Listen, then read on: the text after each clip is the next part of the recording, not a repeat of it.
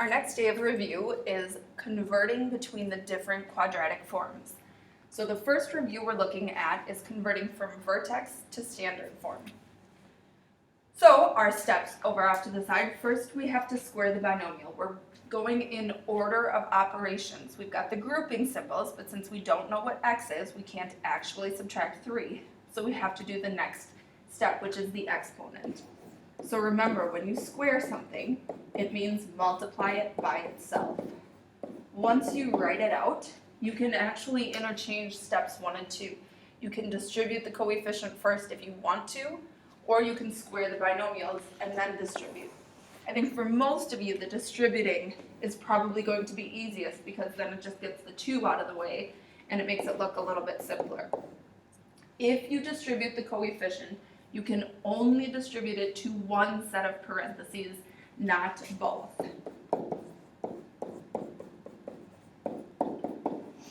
Alright, so then we're going to square our binomial, or I should say multiply our binomials. It's no longer a square.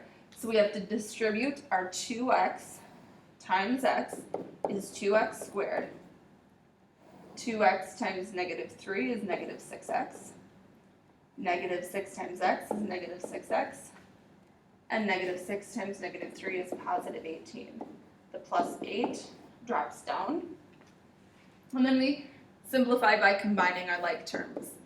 So we have 2x squared, negative 6x minus 6x is negative 12x, and 18 plus 8 is 26. Our next type of conversion is from factored to standard form.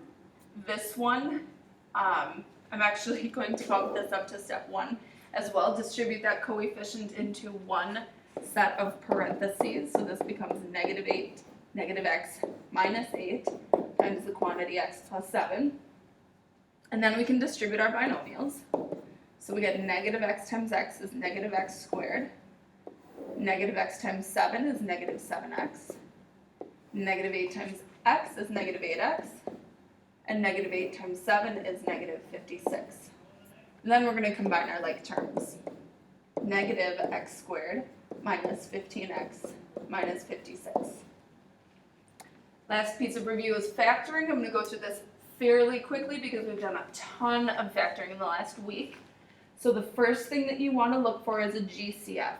In my first example, I have a GCF of a negative 1. But they also have an x in common. So I'm going to factor the x out as well. X squared divided by x is x, and 80x divided by x is 80. So that is my factored form. For b, we have a GCF again, so I'm going to factor out the 2, dividing the 2 out of each term. I get x squared plus 3x minus 56. Sorry, 54.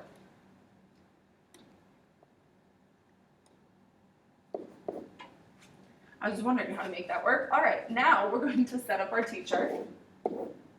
What multiplies to a negative 54 and adds to a 3. The first numbers that come to mind that multiply to negative 54 are 9 times 6. Since my addition is to a positive, I'm going to make my smaller number the negative 1 because 9 minus 6 will give me the positive 3. Finishing my factoring by putting these into my 2 binomials. I get 2 times the quantity x plus 9 times the quantity x minus 6. See, I've got another GCF, this time negative 5, dividing each term by a negative 5. This is the one where we have the plus 0x. So when we set up our t-chart, we are multiplying to negative 100 and adding to 0. Well, 10 times negative 10 gives us 100, and 10 minus 10 gives us 0. So when I factor this one, don't lose your GCF. And our binomials are x plus 10 and x minus 10. Last one. GCF this time is 3. Dividing 3 out of each term. Setting up the t-chart, what multiplies to 9 and adds to 6. 3 3 times 3 and 3 plus 3. Factoring into our binomials, we would have x plus 3 twice. So instead of writing it twice, I'm going to write it as a square.